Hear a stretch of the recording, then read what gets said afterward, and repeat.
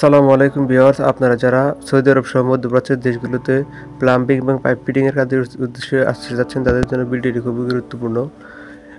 Plumbing এবং pipe fitting এর কাজকে আরবিতে বলা হয় সাব্বাকের কাজ। অর্থাৎ প্লাম্বিং এবং পাইপ ফিটিং এর কাজে ব্যবহৃত যে সকল আড়া অথবা গ্লু বা আড়া ব্যবহার করা হয় সেগুলোকে আমি আরবিতে শেখানোর চেষ্টা করব। তাই ভিডিওটি না টেনে সম্পূর্ণ ভিডিওটি দেখার চেষ্টা করুন। এটা হচ্ছে গারা মোয়াসির, যেটা পাইপের কাজে ব্যবহার করা হয়, যেটাকে আর ইংলিশে বলা হয় পাইপগুলো, এবং আমরা বাংলাতে পাইপ আড়া বলে থাকি।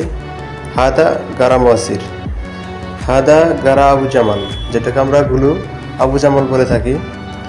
এখানে হাদা দ্বারা এটা বোঝায়, হাদা আরবিতে হাদা, অর্থাৎ আমরা বাংলায় বলে থাকি এটা হচ্ছে গারা আবু জামাল বা গুলো আবু জামাল, যেটা বিভিন্ন কাঠের কাজে ব্যবহার করা হয়। হাদা গারা হাদিদ, বা আমরা বলে থাকি আয়রন পেস্ট বা লোহার পেস্ট। এটা লোহার কাজ করার সময় যে প্লেটগুলো থাকে সেগুলোতে যে ফাঁকা থাকে অথবা যে ফাঁকাগুলো থাকে সেগুলো বুনদানোর জন্য এই মাজনটি ব্যবহার করা হয়। হাদা গারা বা খাক, এটা হচ্ছে এক ধরনের স্প্রেগুলো, যেটাকে স্প্রের মাধ্যমে লাগানো হয়, এটাকে আমরা বলে থাকি স্প্রে আঠা। ঠিক আছে, এটাকে আরবিতে বলা হয় গারা বা খাক। হাদা গারা খাসাফ, অর্থাৎ এটা হচ্ছে কাঠের আঠা বা উড গ্লু, যেটা আমরা কাঠের কাজে ব্যবহার করে থাকি, এটাকে বলা হয় গারা খাসাফ। এটা বিভিন্ন ধরনের এলবো হয়ে থাকে, এটা এক ধরনের এলবো।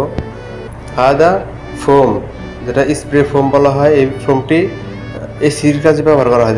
আরবিতে এটাকে বলা হয় মুকাইফ, অর্থাৎ মুকাইফ বা এসির যে উপর ঢাকনা থাকে সেটা ক্লিন করা অথবা লাগানোর কাজে এই ফোমটি স্প্রে করে ব্যবহার করা হয়। এখন দেখতে পাচ্ছেন হাদা সিলিকন, অর্থাৎ এটা সিলিকন, এটা আরবিতে সিলিকন বলা হয়, বাংলাতে সিলিকন এবং ইংলিশেও সিলিকন করে আখ্যায়িত করা হয়। এটা হচ্ছে সিলিকন। সিলিকন তো আপনারা বুঝতে পারছেন, এটা ব্যবহার করা হয় বিল্ডিং এর যে বড় বড় বিল্ডিং এর দরজাগুলো আছে সেগুলোর কাঁচ লাগানোর পর এগুলো যে ফাঁকা থাকে সেগুলো পূরণ করার জন্য এই সিলিকন ব্যবহার করা হয়।